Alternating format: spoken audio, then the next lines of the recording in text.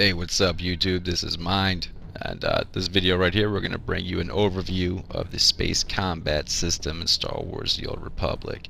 Silent Risings, as you guys know, is a Empire guild, so we're going to be able to show you the missions from the Empire side, but through research I've learned that they're mirrored on the Republic side, just different looking models, pretty much the same missions, so anyone should be able to see this and get something from it. Right now there's 4 tiers of space missions available, from the beginner to the grade 5 recommended upgrades for your ship.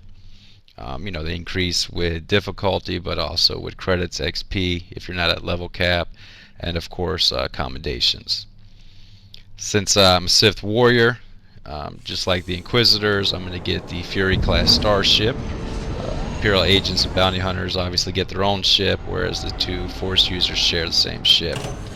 How you get your ship in Star Wars: The Old Republic is you complete your class quest on Dromund Kaas. Everyone's going to go to Dromund Kaas from the starter planet. It says level 10 to 16, but depending on how you're leveling, if you're doing the heroics, if you're running in groups, you're probably going to be above level 16 when you get your ship. However, when you complete that storyline on the planet, you're going to get your ship. You go to your mission control, and that's where you're going to pick up your dailies. Dailies reset at 7 a.m. Eastern Standard Time, and your weeklies do reset at 7 a.m. on Tuesday, for anyone who didn't know that. At level 50, there's 8 daily missions available for space combat. However, before you get into space combat, you're going to want to try and get your upgrades, especially as you level. And how you do that: the Imperial Fleet's the one-stop shop for the Empire. Go over to the Galactic Trade Market. It's the second one from the Flashpoint, or look at the map I'm on right now, show you where you can buy your upgrades.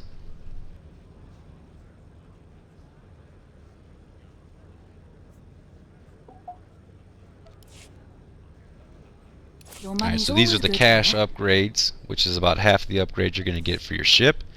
And we're going to walk you through each one real quick, kind of show you what they do, how you use them in combat, and what they provide for you. First one is probably one of the best, and that's the power conversion module. It's available at level 25. What this is going to do is either increase your shields or your blaster damage. I don't think a lot of people are having problems completing the quest because they're blowing up. They're either not meeting the objectives because they don't have the damage output, or for other reasons, just not knowing the rail system. So all you do when you start off every mission, like I'm showing you right now, is you just hit the 1 key, you turn on the blasters, and no matter where you're at, as far as your damage output, you're going to see a nice increase. So definitely buy that at level 25. As soon as the mission starts, hit the 1, knock it out. The second one is torpedo. It's really hard to use. It's available at level 50. That's how you use it. You right click and you hold it for about 3 seconds until you see that red rectangle become a solid. Launch a torpedo. You're always going to be able to blow up stuff in one shot with it. It can get aggravating though, especially if you're trying to do clouds of Von Doru. I would actually recommend not equipping it, putting your inventory for that one, just because with that one you have to use missiles in order to complete the objective. And if you have torpedoes active or in your inventory, you cannot use regular missiles. So that quest actually becomes more difficult having torpedoes. That aside, where your big money is going to come from is always staying on top of your missile magazines. So at level 17, you're able to upgrade from 16 to 40. It's a huge increase. It really makes not only doing the regular missions more attainable, but also achieving the bonus missions, which is where a lot of your money is going to come from.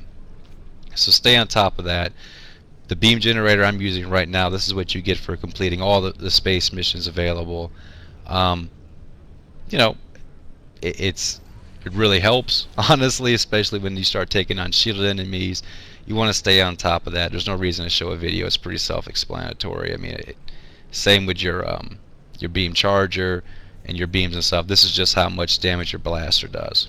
Remember, for your blaster, if you hold the left trigger down, great, you're spraying and praying, but you can't recharge your shield so long as you're firing your blaster. However, you can recharge your shield while shooting missiles. So if it comes at a point where you're getting kind of fucked up, it's worth it to dump some of those extra missiles you have on some of the softer targets just to give your shields a chance to regen. Now if you'll notice at the bottom of this video, there's 4 other little videos. Anytime you want, just click one of those. It'll bring you to the appropriate category of the space mission quest, and you can just go in there and watch the gameplay. Like I said, this video is really just to introduce people, so if you're already familiar with how space combat works and you just want to see some space combat videos, feel free to click and it'll bring you right to the gameplay footage. The reason I'm showing you the different levels you get stuff is so that you guys are kind of familiar with the level gaps. Space missions become available on average at every 5 levels your character gets. As soon as you complete a mission, the first time it can become a daily, and then you'll have a bunch of different missions grouped together in a set of dailies. Now, for the trolls out there, they're going to say, well, it's not always every 5. That's generally speaking. For some reason, your last mission actually becomes available at level 48. It's whatever. It's a great way to level from 48 to 49. That's what I did. I took half my level just doing that mission over and over again. It was a lot of money. It helped me, get some money back from the crafting I've been doing, and it pushed me to a more equal footing to finish my class quest, because SWTOR class quest kind of sucks if you're trying to solo it. So definitely thanks to Crash Test Gamers, another great YouTuber, part of our guild, who came in there and just helped me ham it out so I could be done with it.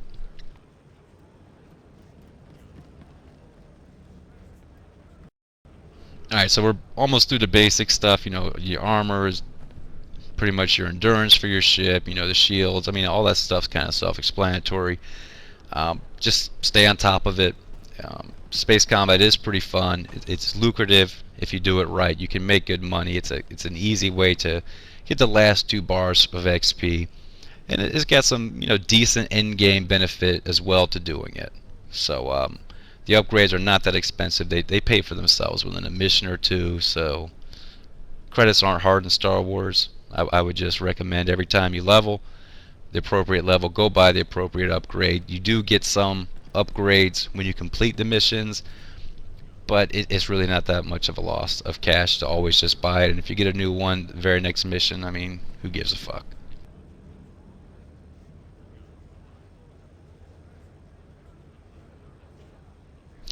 Alright, the Warfare Pod is your get out of jail free.